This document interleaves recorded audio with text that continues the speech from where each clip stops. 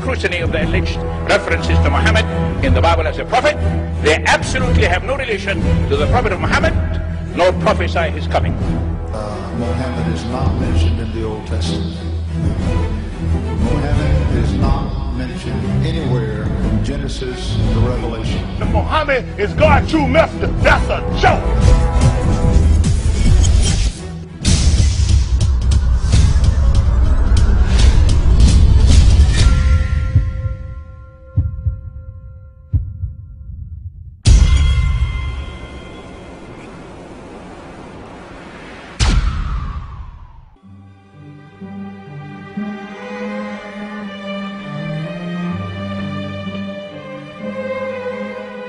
Lo, we inspire thee as we inspired Noah and the prophets after him, as we inspired Abraham and Ishmael and Isaac and Jacob and the tribes, and Jesus and Job and Jonah and Aaron and Solomon, and as we imparted unto David the Psalms.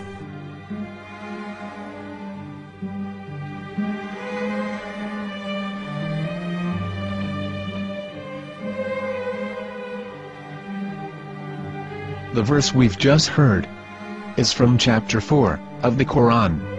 In the verse, God is affirming to humanity that Muhammad is indeed the recipient of a divine guidance, just as Noah, Abraham, and the rest of the prophets. However, some Christians and Jews today don't believe that Muhammad was a prophet and the covenant that God made with Abraham. And since the Quran is not their book of authority, in this video I'm going to show you that the book you're holding in your hands contains the name off the seal of prophethood, the Prophet Muhammad.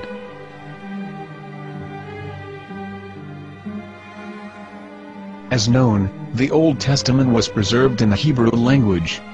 In the 5th chapter of the Shir HaShirim, which is one of the 5 Megillat or sacred scrolls that are part of the Hebrew Bible, or for short the Song of Solomon, as Christians know it today. That chapter is discussing someone. Jews will say it is discussing Solomon, while Christians will say it is discussing Jesus. Considering this is the Songs of Solomon, it would seem logical that it is discussing Solomon.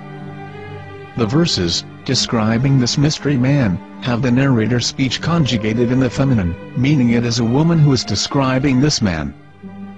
So it is possible that it is one of Solomon's wives discussing her husband Solomon. However, Christians assert that Jesus is being discussed, and that the chapter is describing a man who was not yet alive at that point. A prophecy.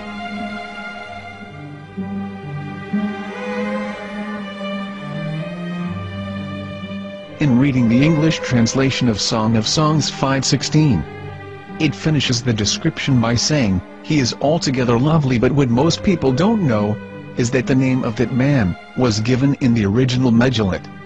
Here is verse 16, and how it is written in ancient Hebrew, before introducing the vowels, in the 8th century. From the Hebrew Bible, on scripturetext.com. Here is the word in question. This word is made of 4 letters. Mem, Het, Mem, Dalet. Now when reading the word as it is written in its original form, with no vowels, it can be read as Muhammad, which is the name of the Muslim prophet, or as Mamad with no A after the H. According to Ben Yehuda's Hebrew English Dictionary, it is correctly pronounced as Muhammad, not Mamad. So how we're going to know for sure if it's pronounced as Muhammad, the Muslim prophet, or as Mamad, a random Hebrew word? The only way is to give the verse to a rabbi, and say to him, "Please read." Here is the Song of Songs 5:16, and how it is read by a rabbi from a Hebrew Jewish site. Please notice, the im in Hebrew is a plural of respect. Hiko mamtakim vechullo Mahamadim ze dodi vezer'i benot Yerushalayim. Hiko mamtakim וכולו מחמד, מחמד, מחמד, מחמד, מחמד, מחמד דין. זה דודי וזרעי בנות ירושלים.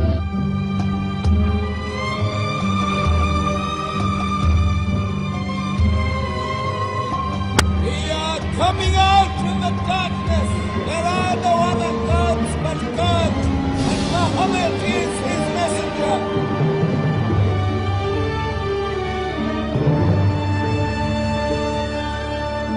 Let the world hear.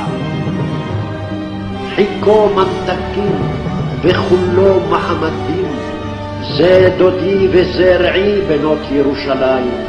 חיכו ממתקים וכולו מחמד, מחמד, מחמד, מחמד, מחמד, מחמד דין. זה דודי וזרעי בנות ירושלים.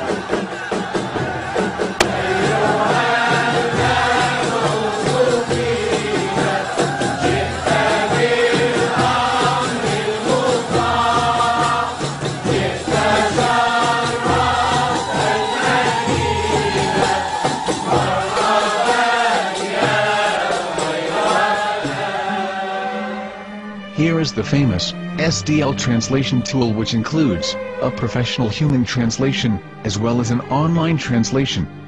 We're going to copy our Hebrew word of the Song of Songs, directly from the Jewish site. It's the same site, where you can hear the rabbi reading the verse in Hebrew. All links are in the description, so, we're going to copy the word and paste it, and ask, please translate. Are they going to translate the meaning of the name of that person? As the Bible translators did. Which is the praised and the lovely one, or are they going to keep the name as it is? Well, see it yourself. Here is the World Lingo Translator. The result is the same. It's Muhammad. You have no right. You have no right to translate names of people. Anybody. Your name should be written, Mr. Black is Mr. Black, though he's white. You have no right to translate names of people. But they have been doing that. Muhammad they translated as altogether lovely. But the word Muhammad in the Hebrew language, the word Muhammad in the Hebrew language.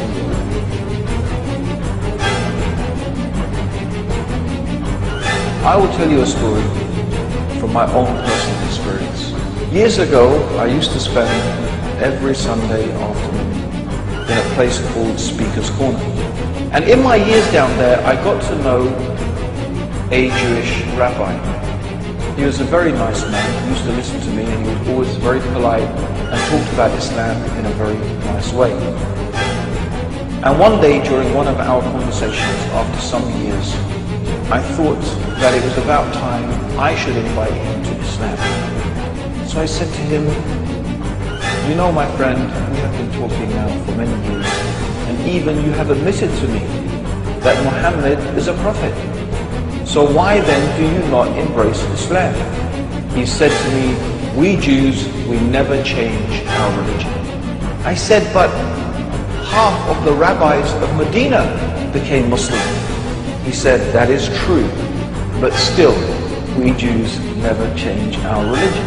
I thought, what can I say to him? He looked at me and said, listen to me, my friend. God sent to us a prophet Moses, and we didn't even listen to him.